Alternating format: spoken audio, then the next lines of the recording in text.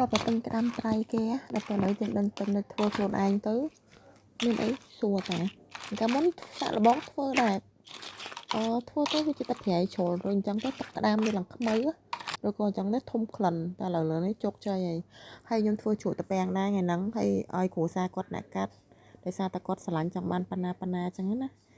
គាត់អ្នកញ៉ាំអញ្ចឹងយើងមិនអ្នកញ៉ាំអញ្ចឹងយើងអត់កាត់ទេកាមុនកាត់ទៅយើងកាត់យកម៉ូតស្អាតមើលទៅតំណងតែគាត់កាត់តែមើលចិត្តគាត់ញ៉ាំអញ្ចឹងគាត់អ្នកធ្វើទៅអញ្ចឹងខ្ញុំចាំតែជ្រក់ទេអូខេហើយក្តាមយើងបេះស្អាតហើយអញ្ចឹងធ្វើជ្រក់តាពាំងផងធ្វើក្តាមប្រៃផងហើយតាំងពីនេះគឺយើងទុកមួយយប់ដូចគ្នាបន្ទាប់មកក្តាមប្រៃយើងស្រង់ចេញវាយគ្រឿងចូលដាក់គ្រឿងដីអស់ហើយយើងដាក់ចូលក្នុងកន្លកែវថ្មីដាក់ចូលទឹកកកយើងញ៉ាំបានហើយចំណែកជ្រក់តាពាំងក៏ដូចគ្នាដែរយើងជ្រក់ព្រាមអាចតែ2ម៉ោងគឺញ៉ាំបានហើយតែសម្រាប់ខ្ញុំទុកមួយពេលលើកនេះខ្ញុំទុកមួយយប់ដែរជាមួយក្តាមប្រៃហើយបានដាក់ចូលទូទឹកកកដើម្បីវារៀងជូរតិចចឹងណាជូររៀងចាប់មាត់តិចហើយទំហំឯគ្រួសារខ្ញុំគាត់ស្រឡាញ់អញ្ចឹងគាត់ចាត់ទៅអូខេខ្ញុំចាំតែជ្រក់ទេព្រោះខ្ញុំអត់ចេះញ៉ាំជ្រក់តាពាំងដែរនឹងចេះតែធ្វើនិយាយទៅភាគច្រើនម្ហូបគឺខ្ញុំចេះតែធ្វើទេ